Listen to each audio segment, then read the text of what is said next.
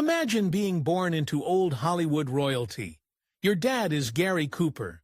But Maria Cooper Janis didn't just live in her father's shadow. She carved her own path as a talented painter, the wife of a world-renowned pianist, and the keeper of her father's legacy. In a way that surprised everyone, this isn't just about inheriting fame. It's about using it to build something meaningful. Hollywood's child growing up, Cooper, Maria Cooper Janis, was born right in the middle of the Hollywood whirlwind in Los Angeles. But while the city was all about glitz and glamour, her home life was surprisingly normal, thanks to her parents, Gary Cooper and Veronica "Rocky" Cooper. This solid foundation would become her anchor in a world where what you see on screen is rarely the real story. There's one story from her childhood that perfectly captures this. For her 7th birthday, her dad decided to show one of his own movies, The Plainsmen, and even ran the projector himself. Picture this. You're a 7-year-old girl watching your dad on screen, and suddenly, in the movie, he's about to be lowered into a blazing fire. Terrifying, right? Any kid would be hysterical. But as Maria turned, probably with tears in her eyes, she saw her dad standing right there, perfectly safe. He just winked at her, smiled, and gave her a big thumbs up. Life at home was also a masterclass in navigating Hollywood's weird social rules. Maria's best friends weren't just kids from down the street. They were the daughters of other Hollywood legends. Her circle included Lucille Capra, whose dad was the famous director Frank Capra, and Pia Lindstrom, the daughter of the incredible actress Ingrid Bergman. Among these kids there was a silent agreement, an unspoken code. You just didn't talk about your parents' work or their private lives. It was an odd kind of normal. Yet, even with this code of silence, they were aware of some of the town's biggest secrets. For example, her parents told her the truth about one of her classmates, Judy Lewis.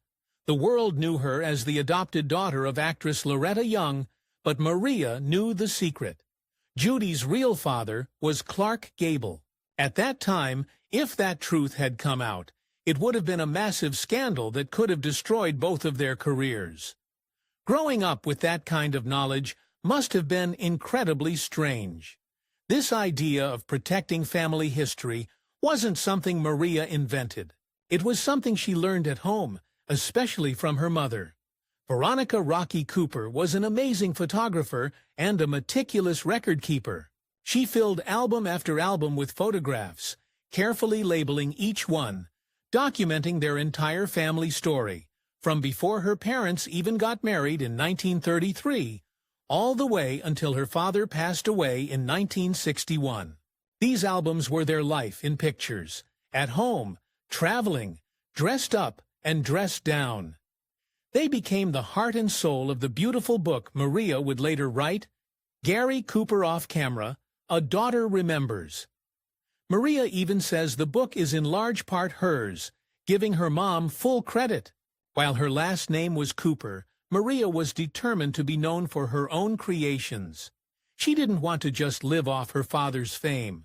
She wanted to build something herself, so she channeled her energy into art and became a talented painter. After growing up in L.A., she moved to New York to seriously pursue a career in painting. And she succeeded. Her art wasn't just a hobby, it was her profession. She had a successful career as an artist, with her paintings being shown in galleries, not just across the United States, but in Europe and Asia too. She attacks her painting with great energy, which shows just how passionate she is about her work. Her art covers a wide range of styles, from landscapes and still lifes to abstracts. Her work has even found its way into the commercial world. Her sketches have been used on CD and album covers for her husband, the world-famous pianist Byron Janis. And she's also designed limited edition posters for his music releases. This is a beautiful example of two artists in a relationship, blending their talents together. Her paintings have also been sold at auctions, with some going for over $1,000, which shows that her work has real, recognized value in the art world. It seems a love for art just runs in the family. Her father, Gary Cooper, wasn't just an actor. He had an artistic soul. He loved to sketch and draw, and was a keen observer of the world around him, a skill that Maria believes made his acting so powerful and real. She has fond memories of sketching right alongside him as a child. This inherited love for art, combined with her marriage to a world-class musician, meant her entire life was soaked in creativity. It wasn't just about her painting in a studio. Her life was a living, breathing work of art, where her own creativity mixed with the artistic legacies of both her father and her husband. She once shared a thought on her website that gives us a little window into her mind as an artist. She wrote, "Sensitivity for an artist is a double-edged sword, so needed to touch your audience's heart, but often very hard to live and function in this daily world." It's a powerful statement that shows she understands the emotional roller coaster that comes with being an artist. That ability to feel things so deeply is what allows you to create beautiful things, but it can also make just getting through the day a challenge. In 1966, Maria's life took another beautiful turn when she married Byron Janis, the world-renowned American classical concert pianist. This wasn't just a marriage. It was the start of an incredible adventure. Their life together was a whirlwind of international travel, following the demanding schedule of a concert pianist. Maria called it a magic carpet ride, and described their shared life as exhilarating, inspiring, volatile, and beautiful. You can hear the love and admiration in her voice when she talks about her husband. She speaks of his passion for music, his unbelievable courage. He continued to perform at the highest level, even while battling severe psoriatic arthritis in his hands, and his refusal to ever compromise on his art. Their partnership went beyond just husband and wife. They became creative partners. They worked together on Byron's autobiography, Chopin and Beyond, My Extraordinary Life in Music and the Paranormal, which came out in 2010. The book is a fascinating look into his amazing career, but it also dives into some of the more mysterious, otherworldly experiences that he felt shaped his life and his music. The fact that Maria was so involved in this deeply personal project shows the incredible intellectual and emotional connection they shared. Her marriage to Byron put Maria in a very unique position. On one hand, she was the daughter of a Hollywood icon. On the other, she was the wife of a classical music superstar. She had a front-row seat to two completely different but equally demanding worlds of global fame. This gave her a rare perspective. She saw firsthand what it takes to be great, the pressures of living in the public eye, and the sheer dedication required to stay at the top. It likely shaped her belief that, to be great, you don't have to have an exploding ego. She saw true greatness in both her father and her husband, and it seems her definition of greatness was tied to character, not just talent. Her ability to not only support her husband's highly specialized career, but to actively contribute to it by co-writing his book and creating art for his albums shows how adaptable and deeply invested she was in their partnership. Their lives and talents weren't separate. They were woven together, making each other richer. More than half a century after her father's death, if you close your eyes and picture Gary Cooper, the image is still sharp, still heroic, still clear. A huge reason for that is Maria. She passionately embraced her role as the keeper of his flame, ensuring his legacy wouldn't just fade into old movie reels. But she wasn't just a passive guardian. She was an active storyteller, working to show the world the real man, the father, and the friend, not just the movie star. The heart of her effort can be found in her books. In 1999, she released her memoir, Gary Cooper, Off Camera, A Daughter Remembers. This book was a gift to the world, an inside look that revealed the Gary Cooper only she knew. Filled with 175 photographs, many of them personal family pictures, the book is packed with stories that show his warmth and humor. Her goal wasn't to create drama, but to tell our family story, and to show that there is the possibility of a positive, high-profile family story.